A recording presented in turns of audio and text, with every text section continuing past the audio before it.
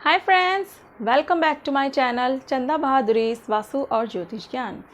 Last video में हमने रत्नों की बात की थी कि हाथ में किस फिंगर में कौन सा रत्न धारण किया जाता है। और आज की वीडियो में मैं आपको लग्न कुंडली के आधार पर बताऊंगी कि ग्रहों की किस पोजीशन और ग्रहों की किस प्लेसमेंट के अकॉर्डिंग आपको उपाय में रत्न प्रेफर किया जाता है। बट अगर आप मेरे चैनल पर फर्स्ट टाइम आए हैं, आप न्यू हैं, तो प्लीज़ मेरे चैनल को सब्सक्राइब करें, इट्स अ रिक्वेस्ट। तो आप स्टार्ट करते हैं। ये मैंने वृषभ लग्न की कुंडली बनाई है और इसमें मैंने पहले ही ग्रह प्लेस कर दिए हैं। तो अब मैं आपको बताती हूँ कि इस कुंडली में इस व्यक्ति को कौन से रत्न धारण करने चाहिए और कौन से रत्न धारण नहीं करने चाहिए। तो वृषभ लग्न की कुंडली है और वृषभ लग्न की कुंडली में लॉर्ड बनते हैं शुक्र, जो कि बैठे हैं यहाँ त्रिक भाव में। तो अगर ये अस्त होते तो इसका रत्न हम ज़रूर इन्हें प्रेफर करते, लेकिन ये अस्त नहीं है इस कुंडली में और बैठे हैं यहाँ 6th हाउस में, बैठे अपनी ही राशि में हैं, लेकिन त्रिक भाव में बैठने की वजह से शुक्र का रत्न हीरा इन्हें प्रेफर नहीं किया जाएगा। अब जैसे कि गुरु की राशि यहाँ त्रिक भाव में है और इस कुंडली में गुरु भी नेगेटिव होते हैं, तो उनको गुरु का रत्न पुखराज कभी धारण नहीं करना चाहिए, नहीं तो उन्हें नुकसान झेलने पड़ेंगे। चंद्रमा इस कुंडली में नीच है। वृश्चिक राशि में चंद्रमा हमेशा नीच के हो जाते हैं, तो चंद्रमा का रत्न पर्ल मोती भी इन्हें कभी धारण नहीं करना है।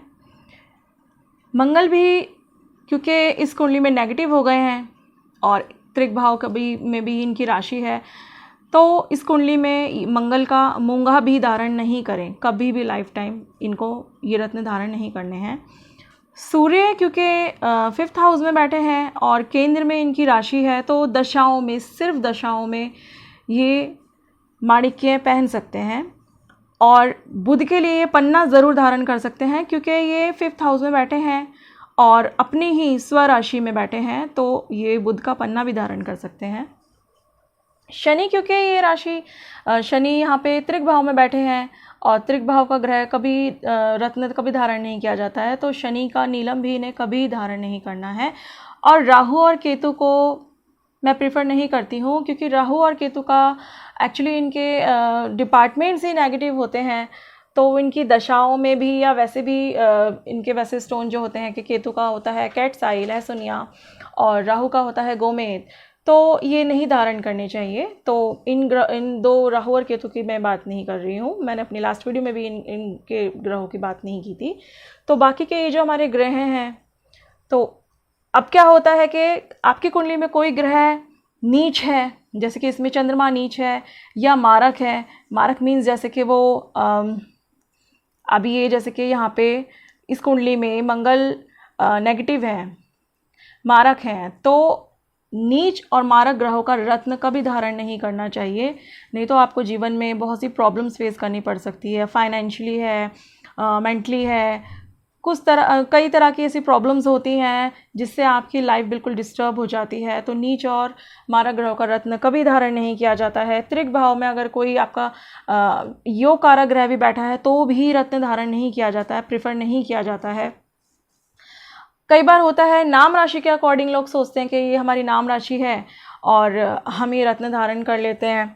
अब जैसे कि चंद्रमा एग्जाम्पल यहाँ पे वृश्चिक राशि बनती है क्योंकि चंद्रमा यहाँ वृश्चिक राशि में बैठे, लेकिन अब आपका नाम अगर वृश्चिक राशि के अकॉर्डिंग है तो आप सोचें कि हाँ मैं मूंगा पहन सकता हूँ, लेकिन आपको मूंगा भी नहीं पहनना है और आपको यहाँ मोती भी नहीं पहनना है क्योंकि चंद्रमा यहाँ नीच राशि में हो गया है। तो नाम राशि के अकॉर्डिंग भी रत्न नहीं धारण किया जाता है। कुंडली के ग्रहों की पोजीशन कि वो कौन सा ग्रह कहाँ बैठा है, उनकी प्लेसमेंट के अकॉर्डिंग और उनकी जो डिग्री होती है, अगर योग कारक ग्रह की डिग्री कम है तो उसकी डिग्री को बढ़ाने के लिए आपको रत्न प्रीफर किया जाता है।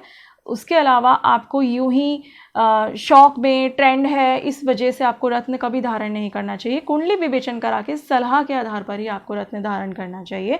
आजकल ये भी ट्रेंड में है कि इंगेजमेंट में क्या होता है कि आजकल डायमंड रिंग्स पहनाई जाती है, तो उसके लिए भी मैं ये कहूँगी कि कुंडली दिखाकर ही इस तरह से आप डिसीज़न लें, क्योंकि मैरिड लाइफ में आगे जाकर बहुत सी प्रॉब्लम्स फेस करनी पड़ सकती है।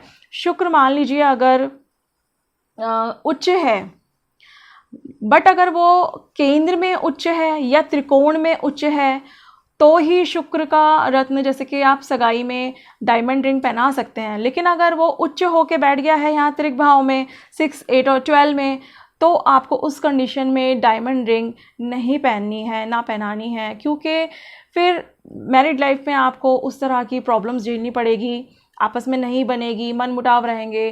तो इसलिए कुंडली विवेचन के आधार पर ही रत्नों को पहना जाता है। और रत्नों को जो जैसे आपको सजेस्ट किया गया है, तो रत्नों के दिन वार के हिसाब से ही उसको धारण किया जाता है।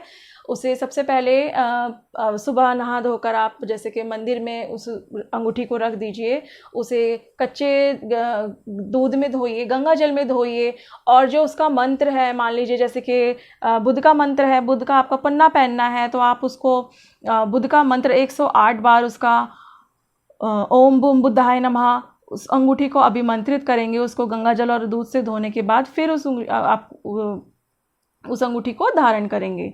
तो इस तरह से रत्नों को पहनने की विधि होती है। बिना विधि के, बिना मंत्रों के, बिना उसको शुद्ध करे आपको उन रत्नों को धारण नहीं करना चाहिए। तो आज की वीडियो में इतना ही। Thank you.